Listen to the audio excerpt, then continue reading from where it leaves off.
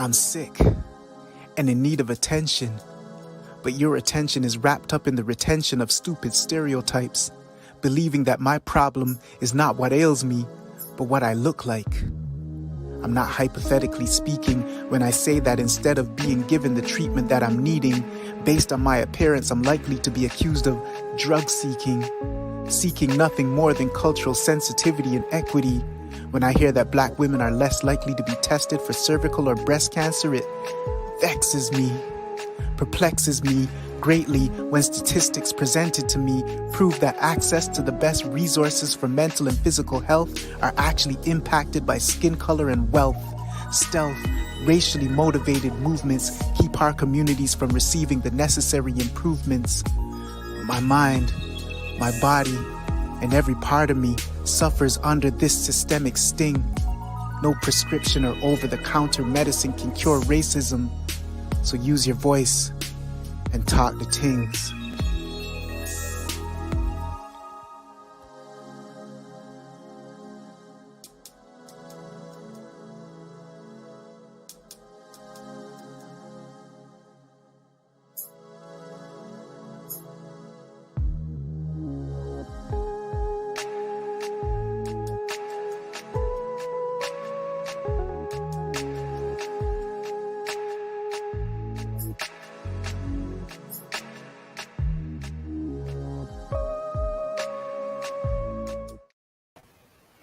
Good evening, everyone, and thank you for joining us for another session of Talk to Tingz. And we are going to have an amazing evening. I'm so glad that you've joined us for this particular one because it's just going to be live. It's just going to be awesome, and you're going to learn a lot, and I'm looking forward to it. And I know that you are going to get a lot out of it as well. So if this is your first time joining us, I'm going to introduce you to GIA. GIA is a performing arts group. We use spoken word, drama, music, and dance to entertain, educate, and empower our community and our audiences. We have performed at the Toronto Fringe Festival, at the Sandbox Theatre in downtown Toronto, also the Toronto Public Library's Black History Month celebrations, in community centers, local churches, and schools, in both the public and Catholic school boards throughout the GTA. So please do like, share, and subscribe, and follow us on Twitter, YouTube, Instagram, Facebook, and at GIA Productions. Our website actually, which is GIAWESOME.com. So GI Awesome. Again, these are places or platforms where you can see things that we've done in the past. I am not your host this evening. You have someone better. All right. And I'm going to introduce her to you now. Her name is Amoy Jacques. Hello, everyone. And there she is, smiling, looking lovely and vivacious. All right. So I'm going to read her bio to you. And just because I want to make sure that you understand exactly who is handling you this evening, someone who is very capable and will do an amazing job. Amoy Jacques successfully completed a Master of Public Health and graduated summa cum laude at the University of Montana on May the 12th, 2018. She has a sincere passion to improve the health and wellness and policies that support and protect women, particularly those of African descent, during their reproductive years. Her research interests are in reproductive health equity, health policy, and population-centered approaches. She is the founder and CEO of Womb Care, a reproductive health and wellness agency seeking to conduct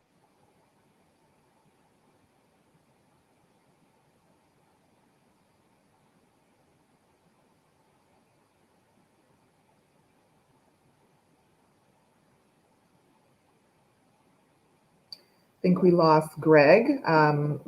So we'll get him to complete my bio later, but I'm so excited to be here to host Talk the Tingz. And tonight we're going to have an esteemed panel of various health disciplines, and I'm so excited to introduce them.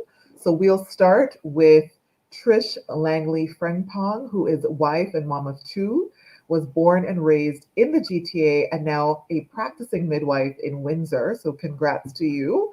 Her strongest interest, her strong interest in supporting those often marginalized and overlooked in healthcare, and her commitment to be part of the very conversations that create differences in the lives of others has inspired her work to extend beyond the clinic space and move into realms of committees, boards, research, article writing, and podcast creation. So thank you so much, Trish, for being here. Thanks for having me. Yes, definitely. Our next panelist is Jason Romans. He was born in Jamaica and later immigrated to Canada at the age of 16 with his family. While studying life sciences at McMaster University, he became a member of the Hamilton Health Sciences Volunteer Program, a child life volunteer in the Pediatric Emergency Department at McMaster Children's Hospital, and a volunteer in the Post Anesthesia Care Unit at McMaster University Medical Center. He later went on to Durham College, graduating with honors from the Primary Care Paramedic Program. Not long after graduating, he began working for Toronto Paramedic Services as well as York Region Paramedic Services as a primary care paramedic. He is currently involved in a faith group, taking on the role of president of the East Central Regional Youth Association of Ontario Conference of the Seventh-day Adventist Church. So we welcome you, Jason. Thank you for having me. Awesome. So we have a huge lineup of amazing questions for you, but I first want to ground us in some definitions because I know, we talk about racism a lot, and there are different forms of racism, and I really just want to ground our audience in some definitions, so we're all on the same page. So let's start with systemic racism, which is also referred to as structural or institutional racism, which refers to the processes of racism that are embedded in laws, be it local, state, and federal, policies and practices of society and its institutions that provide advantages to racial groups deemed as superior while differentially oppressing, disadvantaging, or otherwise neglecting racial groups viewed as inferior. Next, we move on to anti-Black racism, which is a specific form of racism rooted in the history and experience of enslavement that is targeted against Black people, people of African descent, and people of African descent. Myths and stereotypes were created and used to justify slavery and the torture of enslaved African people, including the idea that Black people were biologically different or subhuman, less intelligent, had a greater tolerance for pain, and were not to be trusted, among many others. So I know it's 2022, and we would have loved to have these monsters that are embedded within our society gone, but unfortunately, these phenomenons such as systemic racism and anti-Black racism are still very much a fabric within our society. So I just want to start with the first question to both you, Jason, and Trish. How does anti-Black racism manifest in the healthcare system? I'm happy to jump in. Sure. I also echo the same sentiment that it is in the very fabric of our society. I always consider white supremacy and racism to be a shapeshifter. It's insidious. As you said, it's systemic. It's literally built into every social institution that we can think of. It is both obvious and elusive. It does not exist within isolation. Neither do we as individuals. We are part of families. We are part of communities. And it exists when we think about how anti-Black racism shows up. It exists both in the hiring of educators and the hiring of care providers. It's in our classrooms. It's in the materials that we learn with and from. It's in the policy making. It's in the research. It's in our politics that guide healthcare and what is prioritized in healthcare and how that is carried out. It is in the ways in which implicit biases make themselves present within a clinical space and with clinical decisions. It shows up in food deserts and access to quality, good foods. It exists long before the decision is made where someone may need the experience, the knowledge, and training of a medical care provider. It is, for example, as a midwife, we talk and we've heard a lot of in recent years about obstetrical complications and increased morbidity and mortality. And that is like a byproduct of colonialism, of capitalism, of racism, of discrimination, and a list of other isms. And one that I often hear not talked about in many of the forums that I'm in is the lateral harm and lateral violence, and how that shows up with colleagues and with friends who are well-intentioned and well-meaning. And I think all of this needs to be acknowledged in our Canadian society as well, which is often wrapped in niceties and politeness, and we pretend that racism exists on the other side of the border and that we're better than them. And because we're better than them, like we don't have something to work on or work Exactly. through. Exactly. I like what you said about the us versus them syndrome, or Southern neighbors, they're so overt with their racism and will have these massive protests and it shows up so much more readily. It's so much more obvious. But, here within Canada, we can look at racism from a different lens where it shows up as color blindness. Oh, we don't see color, right? Which we know is a form of colonialism, right? Dehumanizing someone where we don't even recognize you. If I don't see you, I can't see your needs. I can't see the things that ail you. I can't provide solutions for you if I don't see you, right? If I paint you with the same brush as everybody else. So thank you so much for bringing that to light, because I do feel that, after the George Floyd incident in May of 2020, all of our eyes have been very much opened. I mean, I know Black people across the world have been carrying this burden for a long time, but now all of our eyes are open and we cannot unsee what happened in 2020. So thanks so much for that. Jason, share your thoughts about anti-Black racism in the healthcare system. Yeah, so echoing a lot of the things that Trish said. So it starts from the beginning of entering into healthcare. So the training that, for example, that I did, almost all the studies, all of the education is based around a white person's physiology in terms of the sort of things that you would see in terms of physical trauma. It's all based on white skin and white color. So from the start, there's already this implicit bias that's built into the system. And then looking at also the people that get into healthcare, here in Canada, there's of course fewer persons of color in healthcare. When it comes down to persons that are Black, it's almost none. For example, in my program of 50 at the time, there were only 2 persons of color or 2 Black people within the entire program. So from the start, there is the education is not tailored for Black people. It's built for a white person and a white person's physiology, and it doesn't include persons that are Black within that healthcare field as well. And of course, all of the implicit bias also occurs within the treatment as well. But some of the things I've seen, for example, there's a stereotype that Black people are just less intelligent. Aside from the fact I faced struggles because people look at me, ignoring my previous education, ignoring my previous experience, they always assume that I have less intelligence. If I'm not answering something in class, clearly I'm less intelligent. And I've had that being told to me. So if I, as someone, enter into the program, experience that, how much more do patients who are Black experience? Some of the things that you'd see as well is that I've seen personally where for us as paramedics, it's a little bit different because you don't get to choose who comes to you. So you don't get the option of shopping around and getting a second opinion. So that first interaction between the paramedics and the patient and their family is very important. That's where you get a lot of vital information. But what I noticed will happen is that they will speak to Black people a little differently. They will they will not necessarily listen to all information they get from them. They'll discount some of that information. And I've seen as well where they are less likely to explain the sort of treatments being done, what they think is going on. And it's just jarring to see what's happening because I put myself in that situation.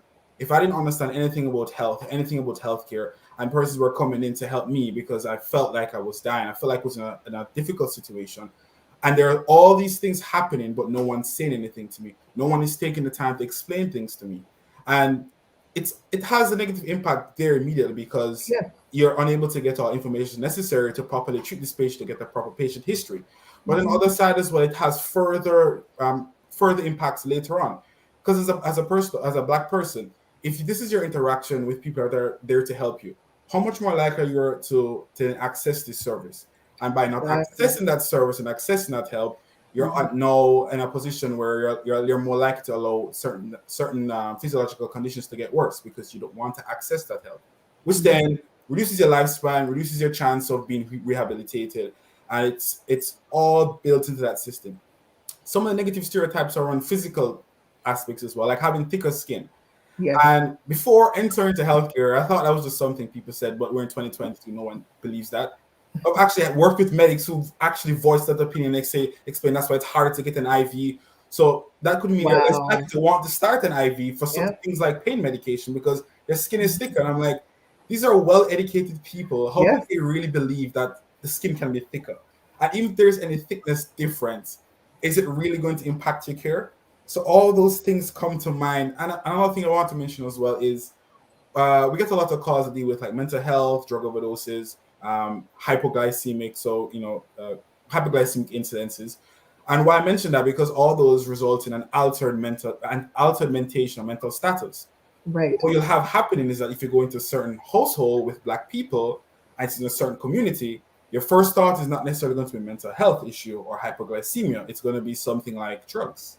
Yes. So that's the sort of that's Yes. where you start to do your differential diagnosis from, starting from the idea that they're more likely to use drugs. The environment tells me that they're probably a drug user, and Yes. yes, the environment itself may not be like in an expensive North York home, but it's not necessarily the environment that's really impacting that initial thought. It's likely their skin color. So all of those things become part of the healthcare system. And yes, as you were saying before, in US, we like to say we're better than US. Doesn't happen because they're explicit. But those implicit biases have real impacts in people's lives and real Yes. Yes. impact on healthcare outcomes. Yes. Yes. Jason, you went straight to the top, the things, the core of the show. I heard Trish just echo something, so I'm gonna hand it over to her if she has any additional thoughts, and I have a few things I want to say. So, Trish. Well, I just really appreciated what Jason had shared because, we often talk about racism and anti-Black racism in big, broad terms, and we don't Yes. really see the impact or notice where those impacts or where those particular incidents can occur.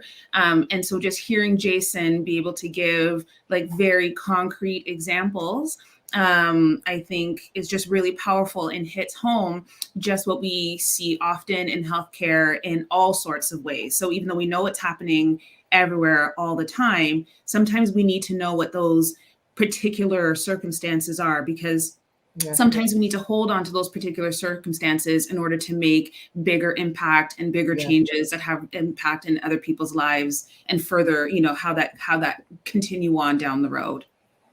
Yes, and I just wanted to add, I mean, there are so many good nuggets that you shared, Jason. The first is the whole fact that a lot of our curriculum is based on white physiology. And so recently on Instagram, there was a Black artist that drew a picture of a Black woman showing a Black uterus.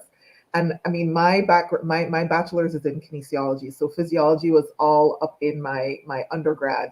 And at no point in time did I ever see a picture of a Black uterus or a Black woman carrying a baby in any of my textbooks. And I can't tell you how powerful that image was, that we actually do matter. And how that impacts us down the road is that when we don't see ourselves reflected in these spaces, the assumptions are made, right? As you mentioned, like your colleagues make these assumptions, these beliefs that, our skin's thicker, or Black women don't breastfeed, or, Black women are stronger, are supposed to be superhuman during childbirth, and so they don't need pain medication. That's how it manifests itself in terms of giving us a poor health outcome. So thank you so much for doing that. It really is going to take more of us Black health leaders to challenge these ongoing beliefs. You talked a lot about, your colleagues in 2022 still having these beliefs, these very inaccurate beliefs about how Black people's skin currently is. And part of the reason is because those beliefs, whether they're explicit or implicit, are embedded within our research, right? So, our research, especially when you talk about race-based data, which I know we're going to get into, it looks at the differences in races being from a biological standpoint. And we know that race is a social construct.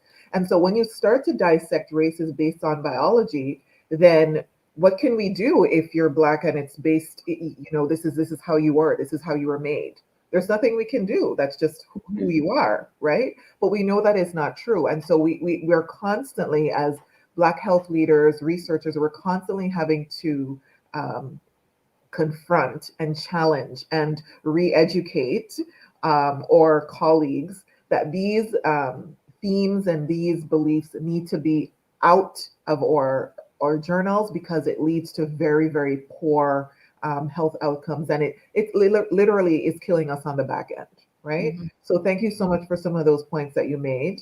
I'm going to jump to the next question, which kind of ties into, we talked about training earlier. Do you believe that your education prepared you to adequately diagnose medical issues in individuals who are not white?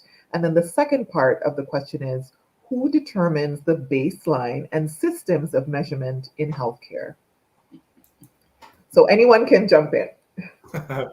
Well, I'll start with one of the experiences I had. Like you were mentioned before, about seeing a Black uterus for the first time. It's almost jarring to realize, wait, I've never seen that. Yes. Started in the program, it becomes the norm. Like I did physiology at university, and I went on to this paramedic program. All the pictures, videos, everything they show is always with white skin. So you just, in your mind, you just assume that's what it looks. It doesn't really click that way. That does not make sense. And yes. I remember specifically when we're doing some trauma assessments as part of one of the courses we're doing, there was one black guy who was a year above me. I remember him look at me specifically and said, I need to show you what it's like to actually assess a trauma victim that's Black, because what they're showing you here, that's not what it look like on a Black person. And it was that moment it really clicked for me that all the different assessments that we're doing weren't based on someone that was Black. It was based on someone that was white. And if you look at some of the simple things, like from day one, they drill into your mind that a normal skin color is normal, it's warm, pink, and dry.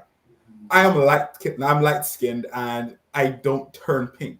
So the darker you are, you're not going to be pink. So exactly. When it's normal, pink, and dry, even a newborn baby that's Black is never going to be pink. Pink, and that becomes your baseline for what is healthy. And then same things that they look sick, they're pale in color.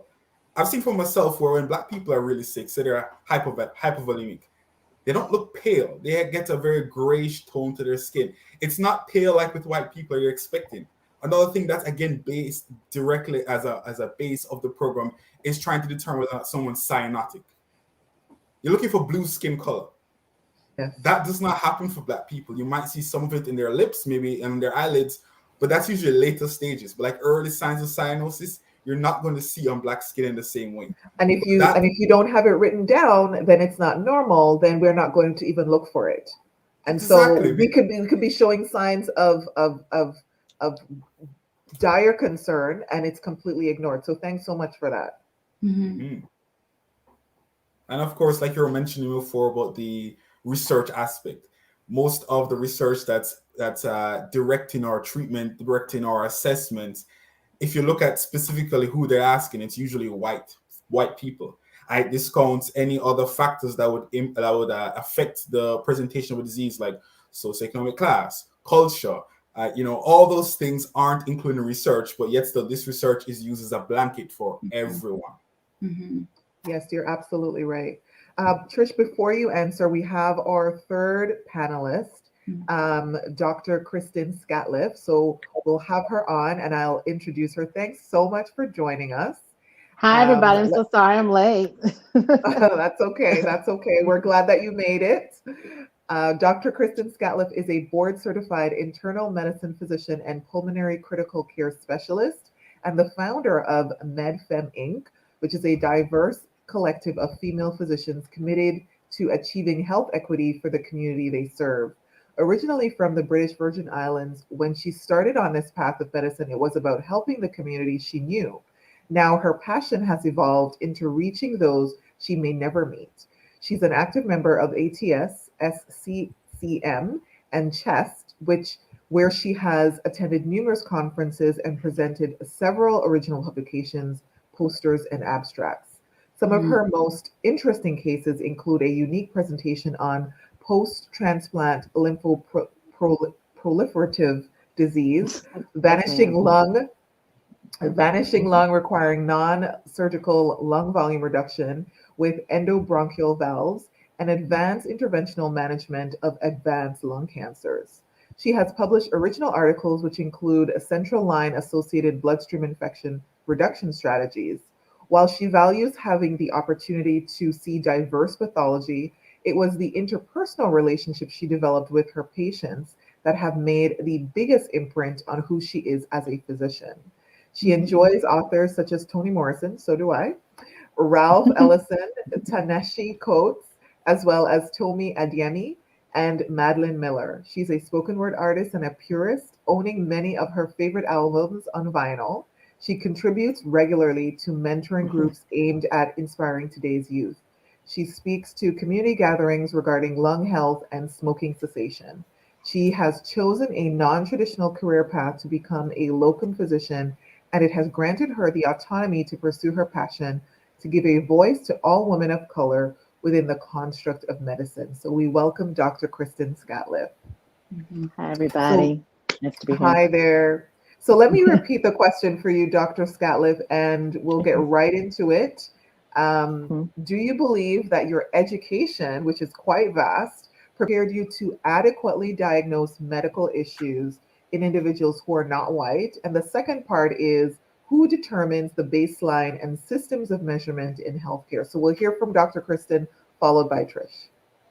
Okay, so I think that it's important to understand that, you know, how do I say this? The majority caste is who dictated what happened with medical education up until current day. They still do, okay? So no, it did not prepare us to see disease in folks like us. However, just being in residency or fellowship programs that are located in inner cities, like myself, I went to Newark Beth Israel, which is in Newark, New Jersey.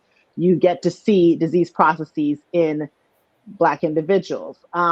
The problem now is that what we're seeing now is that there's a lot of us, actually, it's not a problem, actually, it's a solution to the problem, is that a lot of us are coming forward and saying, hey, you know, we need to be able to see disease states in all colors. And so we have an individual, and I do not remember how to say his name, but his name is Malone Mukwende. He's from the Create the Mind the Gap was a handbook that he made. He's actually a British medical student, okay? Yes. And he came up with a dermatology skin book, basically, that have all the disease processes out in colored skin, right? And so that was a big monumental movement. The next thing that happened was understanding racial correction. I'm sure, you know, Jason, Trish, you probably already know this, but a lot of the calculators that we use in US medicine especially have race bias built into them, okay? So things like the surgical stratification score, the STS, things like the VBAC score for labor, the pulmonary function scores that we use to judge lungs, they're all built in with race in them. There was actually, so this is a very interesting part of history, Thomas Jefferson, one of the founding fathers of the US country, basically owned slaves, of course, and a way to keep them enslaved, he tried to say that their lung function was reduced in comparison to white males. And so he came up with the first spirometer, okay? His plantation was the first place to use a spirometer, but they tried to say that there was reduced lung function in Black people in comparison to white people. And so our lungs couldn't take being free. Okay, guys? Our lungs couldn't take being free. So that's why we needed to stay enslaved. That was some of the lies that was built in, and it existed still today in these calculators. And so we have societies like the Kidney Society, KDIGO, just came out last year and kind of removed race out of the calculations for CKD and for GFR, because it was basically causing a disparity between renal disease and who was getting transplanted. They finally admitted that. Okay, so we're waiting for other calculators to come forward and do that. So to answer your question, no, we have not been educated in diagnosing disease in our people, but you know, thankfully we were able to have that experience through residency and fellowship, and you know, our own drive looking for it and learning for it. And now we have a movement of enough, you know, of us that are now present in medicine, and more coming forward that are trying to change that dialogue and trying to change the education moving forward. So hopefully we get some type of positive movement in the next couple of years. So yes. Trish. I just want to echo so much of what Jason and Dr. Scatliff said.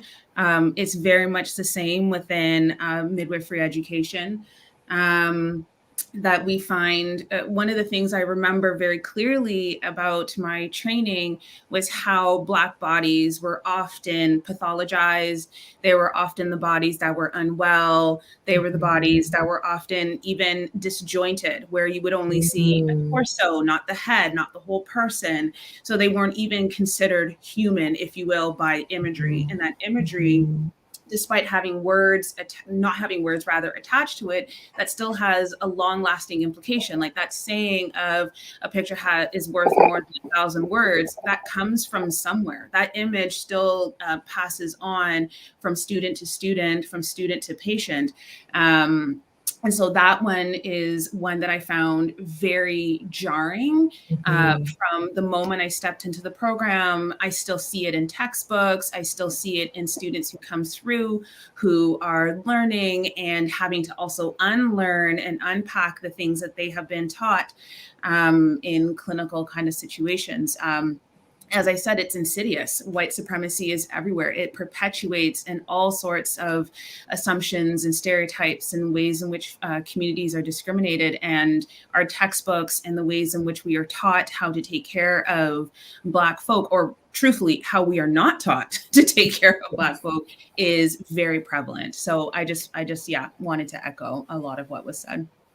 Yeah, and even within your sector of healthcare, Trish, we know that Dr. J. Marion Sims, who is the father of gynecology, first performed hysterectomies on Black women, right? So even the vaginal speculum. Awake. Yes. Exactly. Yes. And even the labor curve, even the labor curve that is used to determine how one is progressing in labor is based on one particular pelvis, even though there's many shaped pelvises. And this based on a white woman, yeah. Exactly. And despite that, even though we know this information now, it still does not change the way in which care is provided unless you as an individual are willing to challenge the way care is provided safely. Yes. There's an interesting book called Medical Apartheid by Harriet Washington. Yes. There you go, Harriet Washington. And when you read this thing, you're like gasping every chapter. I'm like, good Lord, I couldn't finish. What else did they do? What else did they do? Yeah, it does take a lot to finish reading that book, but yes, it's eye opening. It's eye opening. Very eye opening. So it's not just Tuskegee, everybody. It's not there was much more that was done. Many more atrocities, in the name of medicine. So yes. So we're going to pivot just a moment to show a brief video, just how racism manifests itself within our healthcare system. So we'll show that video and then we'll have a quick chat about it. When it comes to maternal and infant health outcomes, Canada barely ranks as average compared to other developed countries. But Kamitra Ashman's experience was not even that. I felt invisible, neglected, and disrespected. Ashman's first birth was a cesarean section. Her son was overdue, even though she says she was ready to give birth earlier. I do not believe it would have ended in an emergency cesarean had they listened to me when I said at 37 weeks, my body feels ready, my pelvis is opening, what do? I was directed to go, oh, no, it's too early. Go put your feet up. Research and data about Black birth experiences in Canada are limited. That's a problem for doctors who treat Black patients. We kind of live in a bubble whereby we don't think there is disparity within our healthcare system. More so, our healthcare system is free for everyone. It's universal. That bubble was popped 5 years ago by one seminal Canadian study. It found potentially riskier preterm or premature births were experienced by about 6% of white moms and nearly 9% of Black moms. Better outcomes than the US, but still strikingly unequal between Black and white. Black women in the US are also at higher risk of infertility, hysterectomies, pregnancy complications such as preeclampsia, C-sections, and dying in childbirth. For our country, we don't have that data, so it's difficult to know exactly what we're dealing with, but we can only extrapolate from other countries. Countries like the UK, it has universal health care like Canada and is starting to collect more data about race and ethnicity, and it's finding Black women often have shorter pregnancies, have higher rates of miscarriage, and are 4 times more likely to die in pregnancy and childbirth than white women. Statistics that leave questions for Canada. So my next question is for Dr. Kristen Scatliff and Trish. How would you advise Black patients to advocate for themselves when they feel that their healthcare provider is not taking their concerns seriously? So the whole reason we started MD Fem is for that question right there. Going through residency and fellowship, I saw a lot of that. Patients feeling not heard, not listened to, feeling neglected, feeling like their issues are not addressed by their physician, and then coming to someone like myself or to another one of my colleagues who would happen to be a Black woman and feeling like, oh my goodness, I've found, the answer, like someone's actually listening to me. And so what I think the first thing I would say to patients like that is you need to speak up, okay? You need to escalate. Like what you need to do is always keep calm. You don't want to get angry and you don't want to use, foul language, okay? Because that makes people turn off from what you're saying. But you do want to speak up and say, hey, you're not listening to me. You're not hearing me. And if they're not hearing you, you need to find another provider. You need to be aggressive about your own care. It is your health. It is your health. If you're not being heard, you have to escalate. You have to take it up. Okay. You cannot just sit there and allow it to just go. If you know your body more than anybody else. If you feel something is wrong, you have to be aggressive about your own care. I can't say that more than enough times. I've seen so many women. Unfortunately, I do get to see pregnant women in critical care, and it's always when there's a disaster. And basically, it's a woman who was not listened to. Sometimes, okay, more out of 10 out of 10 times is always a woman who was not. I feel blah blah blah. He didn't hear me. X, Y, and Z. We went into and now we're coming out with a disaster, right? And so I really say to not just women, but to their spouses, if you're there in the room, you have to say, hey, she's saying X, Y, Z, blah blah blah. If they're not listening to you, find another provider. I also say find someone that looks like you. People say that so there was a JAMA podcast. I don't know if you guys heard this JAMA podcast last year where they denied racism in medicine. Yes. And basically that's a lie. We know that's a lie, right? Everybody brings their own inherent bias into the room, whether they like it or not, okay? Yes. And so you need to find someone that looks like you, okay? Or deals with people that look like you, that's comfortable, that you feel comfortable around. If your provider is giving off that vibe, you do not want that provider. They're not going to hear you. Okay, that's my best advice for those patients. Check. Sign. Yeah. What I would add to that, if you're okay, Amoy, with me jumping in. Oh, sure. Go ahead. I think there is great power with resistance. Especially within our community that is historically and continues to be marginalized. Our voices are not heard. The textbook don't speak to us. The classroom don't speak for us. The research doesn't include us. The data isn't there for us, but we know it's happening. And I think us being able to take back our voice, to put some resistance, to stand up for ourselves, being comfortable when others are uncomfortable when we use our voice, I think that is key. One of the things within midwifery that I really appreciate is that we practice with one of our tenets being informed choice discussions.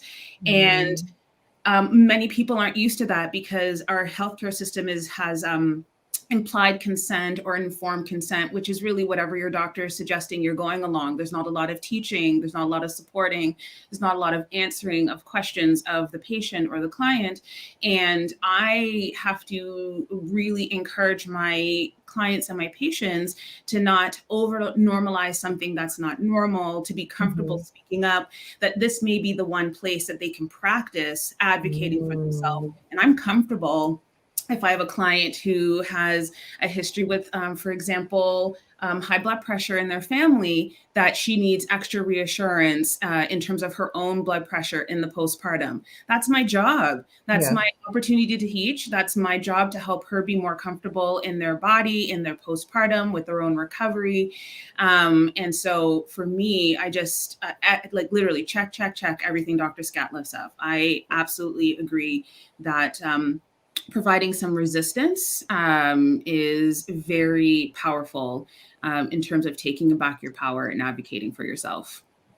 No, I echo those sentiments too, but here's the conundrum that often happens, and I can only speak from a demographic perspective here in Canada. So Dr. Scatliff, I'll need you to give your environmental context, but the context here in Canada is that Black people make up 3.5% of the population, and they are often wanting to have healthcare providers that look like them, so other Black physicians, but we know that we don't have the numbers to match the population, right? So what do you do? If you can't find a provider that looks like you, what do you do in those circumstances? So I'll go to you, Trish, in terms of what you would, say to your clients and then to Dr. Scatliff in that situation. Yeah, I think that that's a very real thing for people to experience. Like less than 1% of the Ontario population of midwives is Black. That's out of 1,000, there's 40 or so of us that are Black. Exactly. So not enough to go around. We just need to clone you, Trish. We just need to clone you. Yeah, no.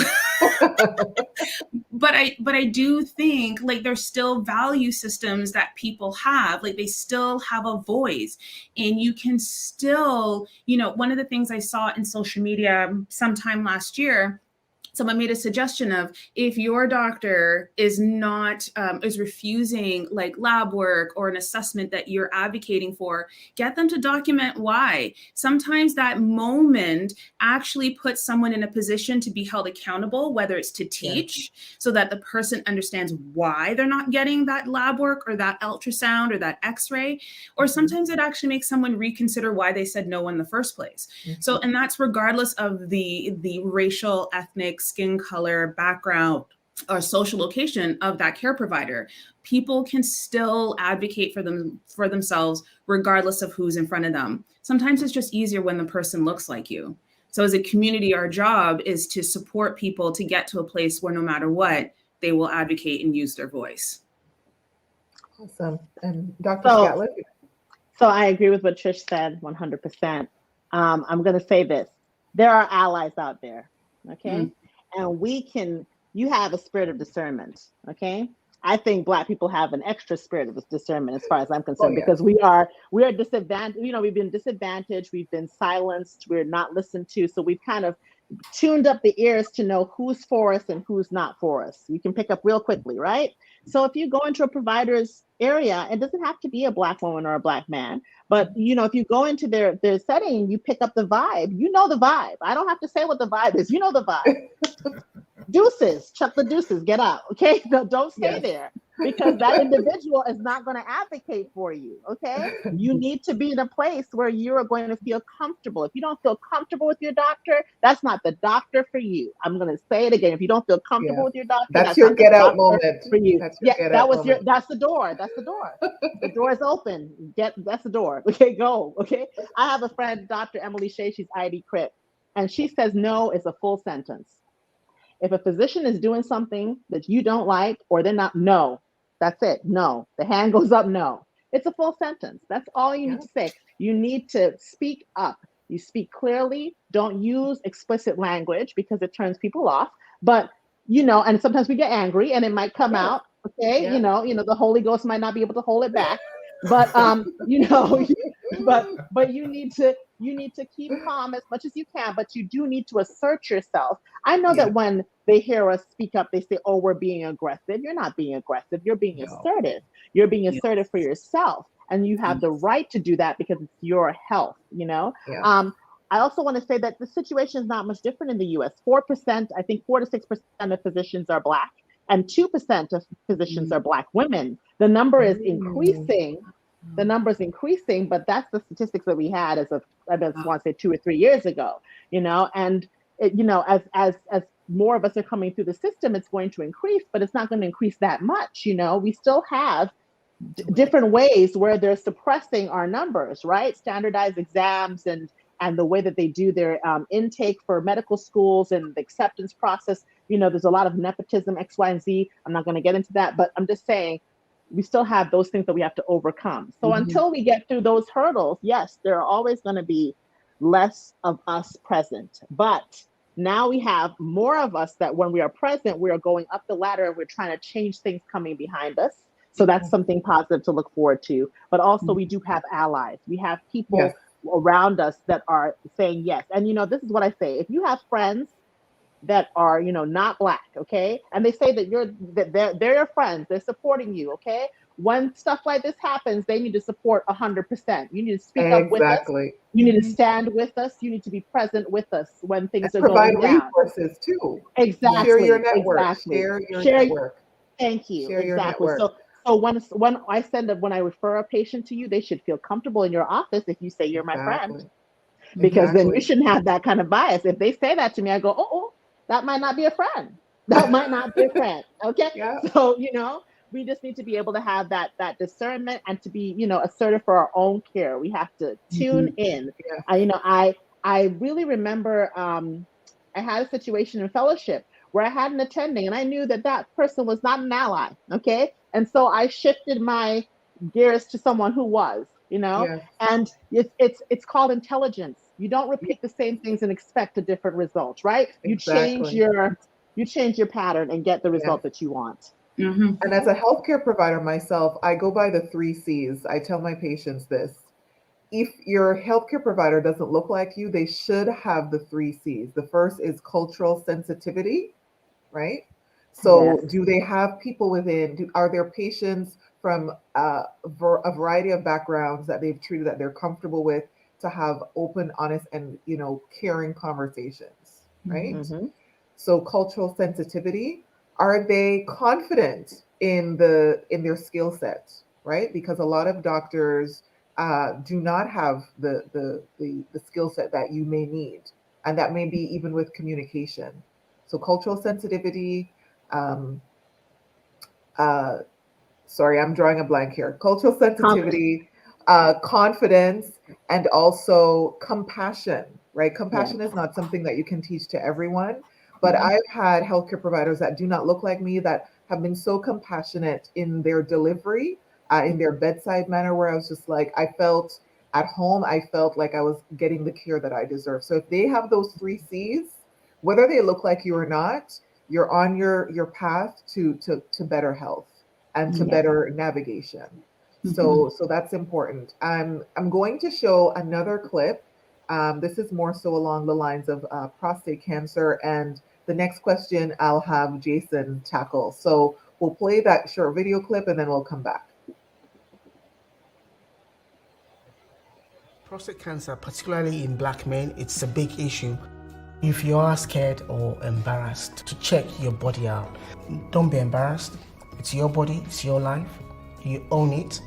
You need to make sure you do what's best for you. For me, when my dad gets checked out for prostate cancer, it really does give me peace of mind. Just as women have to undergo screening for, like, for example, mammograms or cervical cancer, that we take our part to take care of our bodies, just kind of encouraging that men should also take their part and take care of their bodies too. Anne-Marie said to me, Dad, are you aware there's a profile study? It's a study finding out the incidence of prostate cancer amongst Black and Caribbean men. Some people just need the encouragement, maybe a little gentle push to, go out and, look after yourself. So the reason why I decided to be part of a profile study is my dad passed away from prostate cancer 6 years ago. The way I see it is I help, the Black community. I raise awareness about it, because I think the more you talk about it, the better it is. When you decided to go ahead with a profile study, it's a very simple process. You have a phone conversation with the staff to understand the goal, the objective, and the time that you give is like maybe 2 hours. When you go there, you do the analysis, and then you get the results, and full stop. That's so simple. in my family, I have a history of cancer, but more importantly, you know, I've got young kids, and I want to obviously see them, you know, grow up, and I also want to be able to make a difference by having myself checked out. Could potentially save my life down the line. So for me, really a no-brainer. Over the last sort of few years, I've been going through various sort of blood tests to check my PSA levels, and thankfully everything is fine, and it's an ongoing situation right now, and I'm very happy and proud to be part of this study. Be tested and investigated. You know, early detection is the key. Early detection. Awesome. So my question to Jason is, how can Black people be motivated to take responsibility for their health and that of their families? Well, I think the video pretty much hit the nail on the head. Education.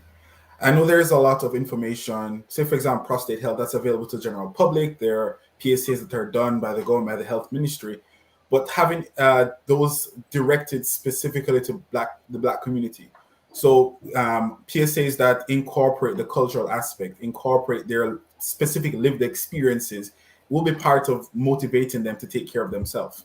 Because you're letting them be aware of the differences that they may see that they can identify with, which will of course help them to, of course, seek the help. I think programs like this as well is helpful because it's providing more information for the Black community. Having healthcare professionals who are of color, who are Black people, will help to encourage them or motivate them to take care of themselves, to take care of their family. And of course, having these professionals share their experience in terms of what they have seen for themselves as a provider, but also what they've seen patients experience. Just being genuine, being frank about those experiences, I think will identify with the Black community, which will motivate them to think more about taking care of themselves. I think that's altogether helping with the motivational piece. Mm-hmm. Awesome. Any other thoughts from any of the panelists? And Trish or Dr. Scatlett? Prostate cancer is one of these things that we're still learning, right? We're still learning. PSAs are not traditionally serially followed, so I think this is an interesting study that they're doing. But what happens? Caribbean Black men are at an increased risk, and so they have this really big wall up about getting digital rectal exams. And so I don't know if Jason has any advice for them, but they are really resistant to getting DREs. I'm not telling any stories, right? And so, but they're the highest risk. And so it's something that we really need to kind of education, as we said, programs like this, so forth, is going to help open up their minds to it. But I think it's a cultural thing too, right? You have to really remember that we're dealing with Caribbean men. So slow and steady repetition is going to help reinforce and change that thinking. But I think that also, and Black men in general, we just need more education. And we have programs like, I can't remember the name of this group now, I'm going to get in trouble, but they're on Instagram, and I will have to send that information to you later, NOI. But basically, they're a central city group out of LA that basically goes to barbershops. They do blood pressure checks. Yes. They do education on prostate cancer and so forth, things like that. Community interjection, that's going to be key in changing how this, the trajectory of this disease. So.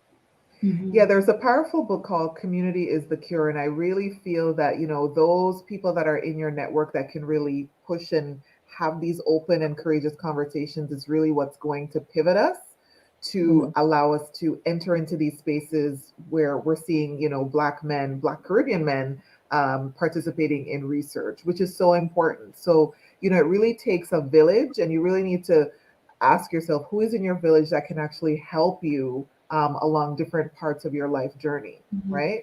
So Trish, I'll hand it over to you if you have any additional thoughts. Well, what comes to mind just watching that PSA and listening to the conversation is also the ripple effect for the families. Yes. So these men have made a choice, and some of them articulated that it was about their children and their future. But more so than just that, it's the example that this next generation is watching their parents, their grandparents, their aunties, whoever, take control over their health, their education and empowerment, and advocating for themselves. That, I think, is something that is often not even considered when you're educating a particular community. We talk about intergenerational trauma, but there's also the healing that can come from it as well. So that's what comes to mind when I watch that video and listen to the conversation. No, I liked what you talked about in terms of example, because it's so important that we have role models, right, that can show us a different path, right? So, you know, we know that there are lots of cultural barriers, especially among our African Caribbean men, around getting help, speaking out, showing any emotion. You know, I'm a big man, I don't have to show no emotion and just go and keep it up to myself. But when you have others, especially within your peer group, that are showing you the example that, hey, I'm getting tested, it just opens up the door for a bit of freedom for you to say, you know what, I don't have to be strong all the time, that I'm actually concerned. And there's a safe space here for me to actually not only get the help that I need, but express the fact that I have some concerns about my health. I am fearful about, if this test turns out to be positive, who's going to be there to take care of me, to take care of my children, and you know, help me along this journey. So it really does take a village, and I would sincerely hope that, you know, my generation and the ones to come after will give our community members space to just feel whatever they need to feel. And if it is fear, it's okay. We're here for you, right? Were there any other thoughts? I think the use of faith groups is also such a powerful tool. Yes. We keep talking about culture and how I actually understand the culture is initially the first thing you have to do before you can talk about the medical aspect. And of course, faith is a big part of culture as well. And these are large groups of people that are already spending time together, sharing experiences. So using those faith groups as a place to spread information, to have that, to spread that information so that they can have those open conversations, I think it's a powerful way to start motivating them to start thinking more about the health and taking care of themselves and for their children as well. Thanks so much for bringing that up, because yes, when we do look at the definition of culture, it is quite broad, to include, you know, language, religion, gender, sexual orientation, all of those things. And faith is a huge part of the African Caribbean culture. So yes, faith groups definitely provide an open space, a safe space for that to occur. And yes, I do think it's really going to take a multimodal approach across different aspects of our community to actually come together to address this. I know we talked about some of the atrocities earlier that happened in research around marginalized groups such as Black people, the Tuskegee experiment, and so on and so forth. But it's important that we have open discussions around what could me participating in this research project, what could it actually do for my health, for my children, for the next generation. It could actually shift the culture. It could actually shift us into a better quality of life, right? So we don't necessarily have to have the same outcomes as our ancestors. We can actually have different outcomes, thriving outcomes. And that's really what, you know, myself as a budding researcher, that's really what we're thriving for, is that our communities have the potential to thrive. Like if you don't remember anything else I've said tonight, our communities have the potential to thrive. We have the potential to have better health outcomes. So I hope that if I get invited back here to be host, I can share with you better health data, that our health outcomes are actually on the upswing and getting better. You know, I think that oftentimes we get into this environment or conversation around the poor numbers and the poor health outcomes, that we ourselves that are doing this work, we don't think that there's an end game, but we have to think that way. There is an end game, folks. And so how do we set up a space, an environment that our communities can actually thrive? So, which leads me to my next question, and I'm going to throw this out to all the panelists. As BIPOC healthcare providers, what are some tangible ways we can contribute to improving Black health outcomes? Well, I guess I'll start. one of the things that I started doing from fellowship was having social conferences, basically, where I got invited to a couple different churches in the Newark area to speak about smoking cessation. That's what I started doing. And then I realized that that had an impact in that society, right? So we're starting out with the church, like we just said, how key they are in making these changes through our community, right? So you're taking care of my soul. Do you not care about my human health? So I encourage churches also to invite more providers to come out and to speak about these issues so that we can get changes in our community. So it starts at the community level, like you said. I think another thing that we can do as BIPOC providers is to cancel the noise. That's why we had a campaign called Cancel the Noise out of MDFem, which is basically how do we silence the Google Docs and the WhatsApp physicians and the Instagram infectious disease specialists. Oh my goodness. And the Facebook family practitioners. You know, we need to have real, misinformation is dangerous. And our community is extremely susceptible to it because we have a distrust at baseline because of what has happened to us in the years past, as we talked about the atrocities. And so it's important for us as Black providers to go forward and to clear up the noise, to make sure we are reiterating the right information and we are making sure that they're, so being a social media doc myself, that's a very important part of being a BIPOC physician. I think we all should have social media presence. We all should have Instagrams. We should all have Facebooks where we're educating our populace because they need to see that we're out here. There's not a lot of us. They need to see us. They need to hear us. And then we need to keep giving the correct information as much as we can. Mm-hmm. Mm-hmm. I like that point, and I think it's imperative, especially in this data-driven age that we're in, that oftentimes our peers, and when I say peers, I mean maybe your family members or friends, are not, they don't come in contact with evidence-based information, and they don't necessarily know how to dissect it. And so it's important that, we can provide that information in a way that is very simple, that's clear, and putting it on social media is a very good way to do that. And I remember I attended a public health conference a few years ago, and they were challenging us as public health practitioners. How can we shift the conversation to evidence-based conversation, right? And so that's so imperative. So thanks for pointing that out. Any other thoughts? Yeah, when I think about this question, I kind of think of it from a few angles. So I think of it first from the clinic space, and I think about, as a healthcare provider, what kind of space are we creating for our racialized clients, for our Black patients? Are we considering the barriers that prevent Black patients from coming into our space? And what are we doing to change that? Are we creating a safe space for them to be able to advocate for themselves? And if not, how can we shift that? I think about it from an individual healthcare provider. I may be Black, I may be cis woman, but I'm also able-bodied. So I have my own set of privileges. I live in a industrialized country, so I have access in ways that some other folks may not be used to or have access to. So I also need to be self-reflective. I need to be self-reflexive. I need to be well-resourced, stay on top of my research, challenge my notions, and not just make assumptions, right? And then I think about it beyond just the individual healthcare provider and think about how we need to recognize that there's a lack of inclusion of Black voices. And this lack of inclusion continues to perpetuate this default standard that leads to limited, inadequate solutions and actions.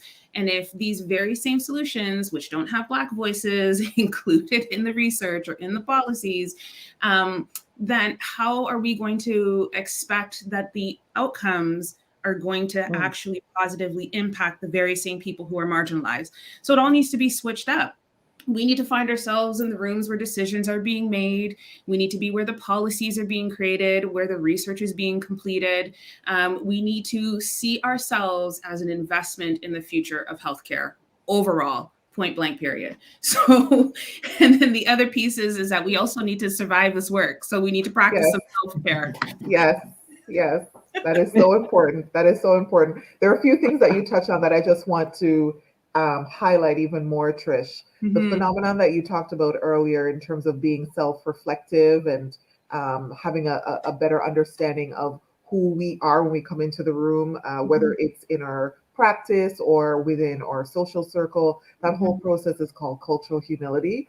And for those that are watching, cultural humility is a lifelong learning process where you understand your position, no matter who you're talking to, and especially when there's that power dynamics between yourself as a provider and the patient, right? We know that there is a power balance, and so we always have to put the patient at the center as an expert of their bodies and as an expert of their care. And especially when we're dealing with marginalized groups that have felt that they're on the outside of care, right? And that can push them even further on the edges of care. And so it's imperative that we are very aware of that. And it requires a lot of asking questions of ourselves and self-awareness, which is a great gift, so that we can better understand who we are as we're journeying alongside, because we're guides, we're not experts of anybody else's body but ourselves, as we're journeying alongside the patient. So cultural humility is so important. So thanks for bringing that up. The other piece to that, though, and we've touched on it a few points, is we are also in the same education system that we found to be lacking in teaching us how to take care of Black bodies. So we have implicit biases, we have assumptions. We don't know when we've co-signed necessarily the stereotypes. And so we need to challenge that. We also have our own, why is the word gone? Internalized racism that we sometimes don't even recognize as a barrier. So there's lots of layers of work that we need to do that will show up in our clinic spaces if we aren't challenging our thinking from day to day, from clinic appointment to clinic appointment, from each individual person that we take care of. And I'm going to add to that. Sorry, yes, go on. Go ahead. I'm going to add to that because, structural racism is real, eh? It is. And it stands from the foundation. It's the foundation of everything that we call society today in these industrialized places that we're living in. If you're living in the US or Canada, it's a part of the foundation of where we're living in. And you have to recognize that as a provider, as a Black provider, either as Trish said, the systems that taught us are ingrained with it. And so we have internalized some of that, not even recognizing. So it's going to take constant introspection and re-education to pull it out of us. Okay. Now I'm working with a population that I was not familiar with at all, the Navajo. Okay. And it is a new experience. Okay. So talk about marginalized and disenfranchised society. Talking about Native Americans, okay? And so they understand the pain that we went through also. And so it's having to re-educate myself and having that cultural humility and realizing my position as a physician when I'm dealing with them has been a constant process. So if you're really trying to be a part of the change, you have to continually introspect and reflect and kind of check yourself, check your own privilege, even as we're Black, as Black professionals, we have a privilege now, right? We're at a certain level in our careers. You have gained a certain type of access. We're no longer, a part of certain stratosphere. And so even though we have Black skin and they can't tell it first, sometimes they don't know at all, but, we have a certain privilege and access now. You have to check it always when you're dealing with your patients. So, just keep that in mind. And I feel like for our communities that are looking to us for the answer, the answer starts with you. You have to recognize, when you need to be an advocate and when you need to be the adversary. And I say that with a grain of salt, eh? So there's sometimes you're going to be the positive antagonist, and sometimes you're going to be the antagonist, right? You're going to be the one when to be tough, when to be tender. Exactly. You have to know when to gauge that, right? So, so it starts with you. It's your health. You have to be active about it. But yes, we as providers have to continually kind of check ourselves and continue to learn. This is a curve. You're going to keep learning through our whole life. We're going to continue to learn. So I think also part of the issue is that we still have the old heads in place, eh? You still have those who stick to that structural, race. They don't realize it's racism, okay? But that's how they learned, and that was their Bible. Like they're still considered the fathers of medicine as Sims and so forth, who were doing experiments on awake Black women, right? So they have You know, I had a mentor when I was in residency, and the picture that was in his room was the founding fathers of medicine. All of these men have committed atrocities against Black people, eh? And I was like, do you know that this is culturally insensitive? That's what I said. And he was like, how? And I said, excuse me? I was like, okay, you're going to read this book. Yeah. And you're going to learn. So we have to continue, when we're in these spaces, we have to continue to engage those who are our mentors and our educators and be like, hey, are you aware of blah, blah, blah, blah? You know, like make them aware. And something that Trish said also, which I found is very interesting. We have to talk about diversity and inclusion, and we need to be at the table, but be careful not to become a token. It's true. It's true. Because what they like to do is place one of us at the table, so to say that they're now diverse and inclusive, right? And then they don't listen to us. Be heard. Diversity and inclusion is a practice. It's not a theory. It's a practice. It's an ongoing practice. Yes. Okay, now everyone is EDI after George Floyd. No, it's a practice. Okay. Mm-hmm. Yeah. Every hospital has a diversity and inclusion page on there, right? Everyone. At least one Black physician there smiling with his headshot. That's not EDI. That's not EDI. That's tokenism, eh? So right. if you really want us at the table, you need to have us at the table in numbers and listening to us. Yes. Thank you. Jason. Yes. Take us home. I guess my advice would be more just for all healthcare practitioners. While we need more seats at the table, it's very important. At the end of the day, in all honesty, most healthcare providers, Black healthcare providers, will not necessarily have seats at the table.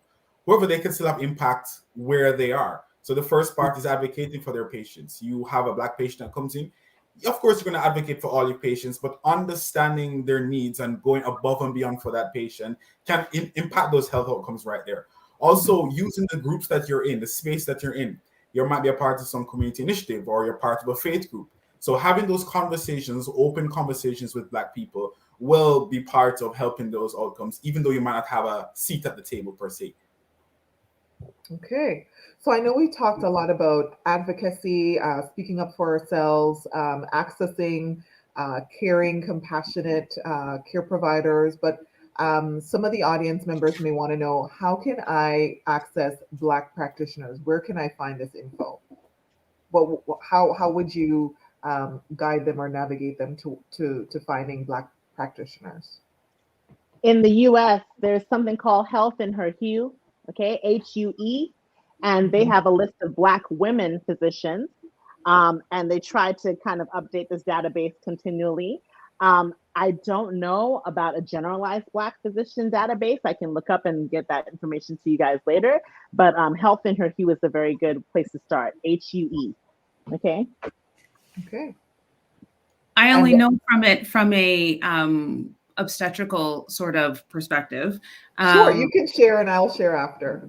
Yes. So I know Mommy Monitor is a great organization that does a lot of work.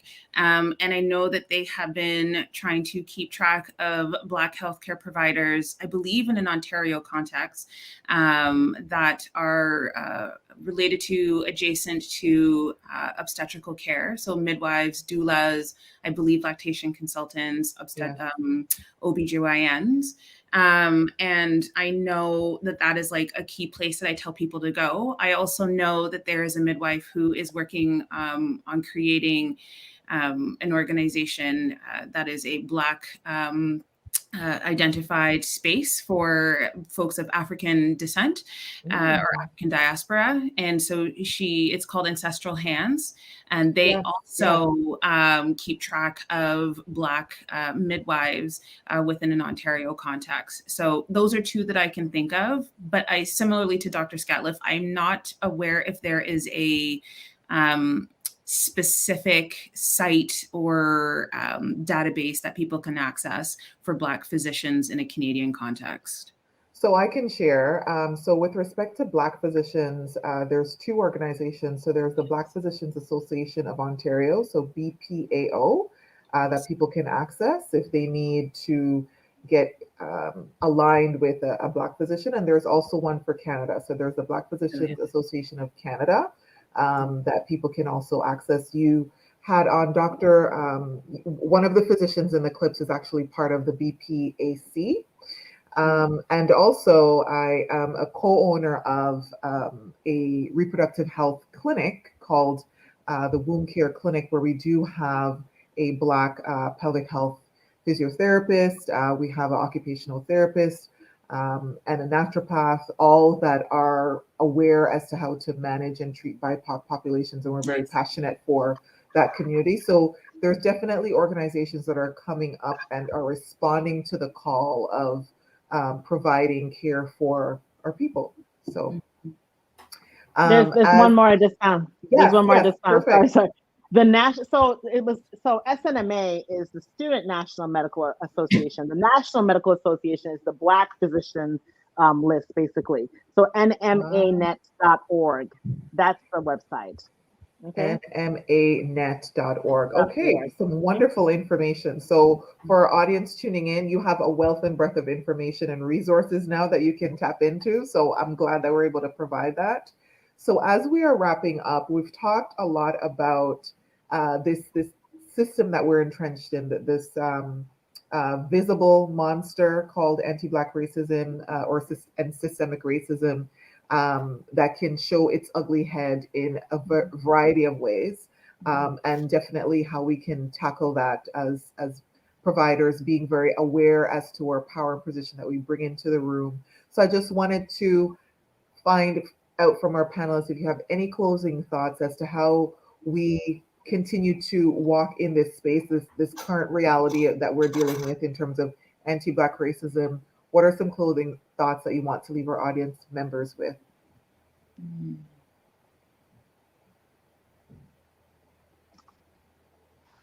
That's a loaded one. Okay, it is a loaded one. It's a reflective question. That's why there was the pregnant pause.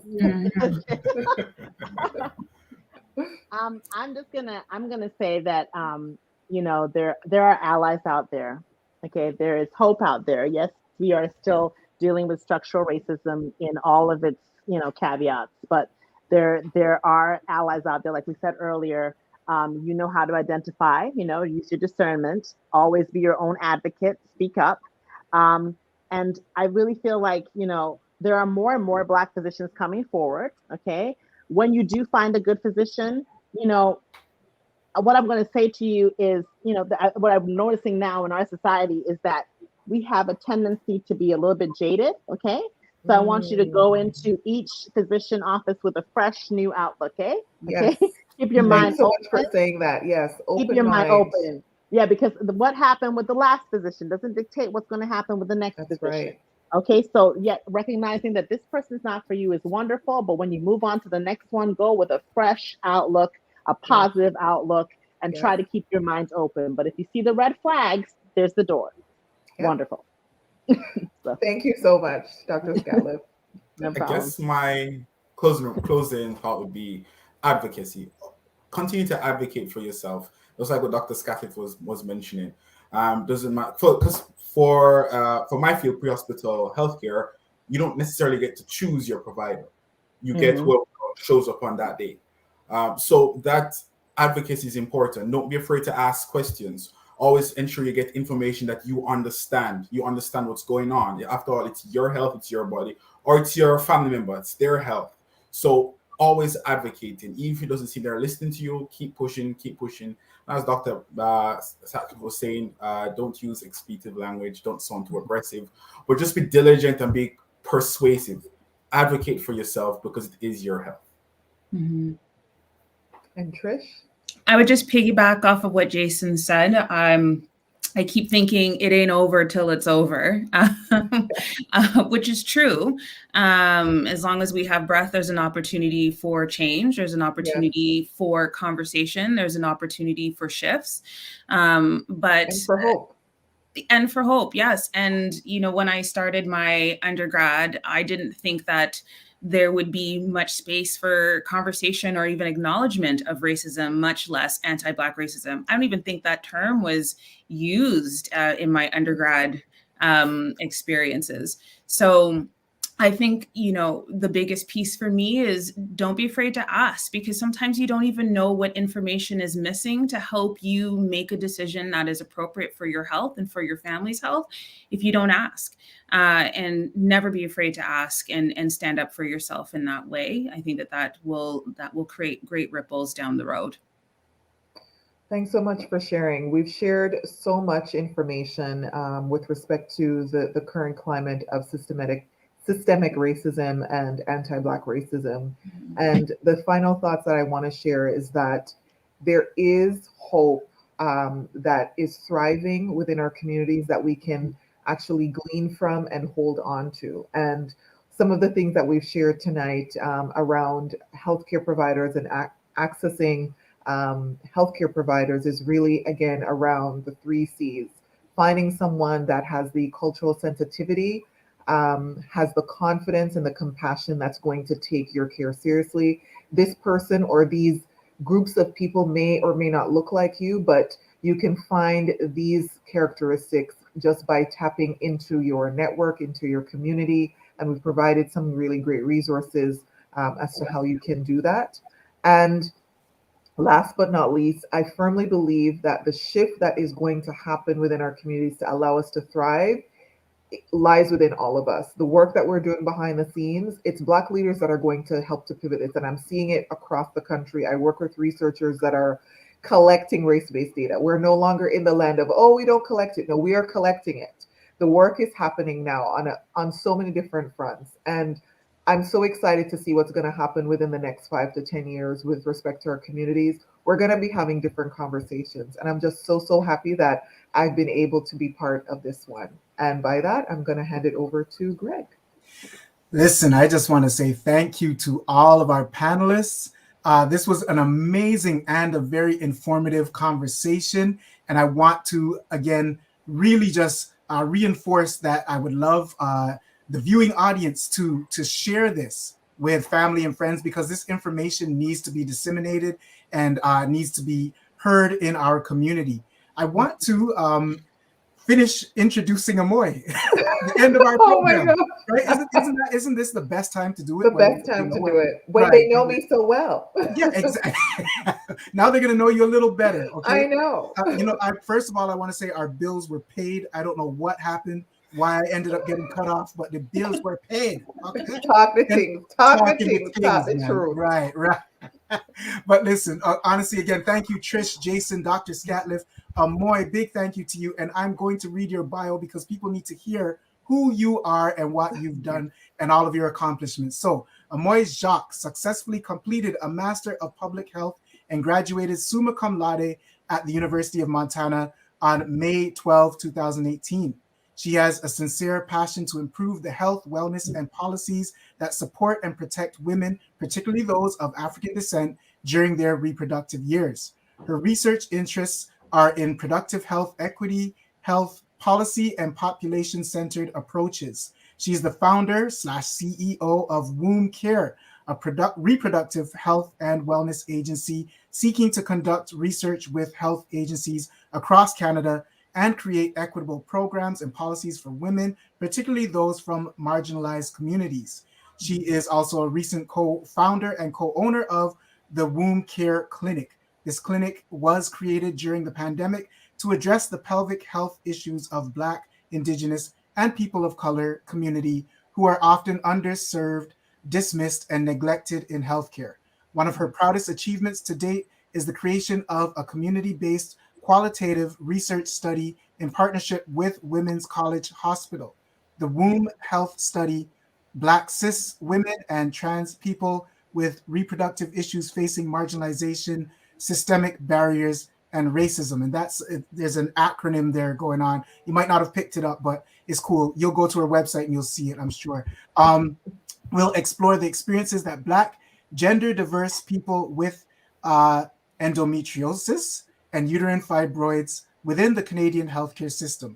The ultimate goal is to ensure Black voices are at the center of creating a new care model to improve their health outcomes during their reproductive journey. Outside of work, Amoy's first love is spending quality time with her husband. Ooh. and newborn son, both of whom give her tremendous joy. Her second love is dancing a variety of styles: ballet, jazz, Afro, Caribbean, and soca. She doesn't dance to the hymns. Between Sabbath hours, But ladies and gentlemen, that is Amoy Jacques, and we are so privileged and just so happy and honored to have had her host this program. And again, this program was just phenomenal, amazing. Thank you, all of you who participated, and to all of the viewers. And yes, please do share the knowledge. God bless. One love. Yo, defund them or disband them. Why them versus demand them. Racial profiling versus stops that are supposedly random. If we build it, they will come. Back in the day, they came with diseases, treaties, and guns, but now they come with bulldozers and city-sanctioned construction crews to give oppressive makeovers. We send our kids to you for 6 hours a day, 5 days a week, seeking knowledge and not judgment, achievement and not discouragement, paying taxes to a government that funds the system but doesn't give refunds when the system systematically decreases the chances for advancement that we all deserve and hope for. I'm sick and in need of attention, but your attention is wrapped up in the retention of stupid stereotypes, believing that my problem is not what ails me, but what I look like. Join us and talk the Tingz.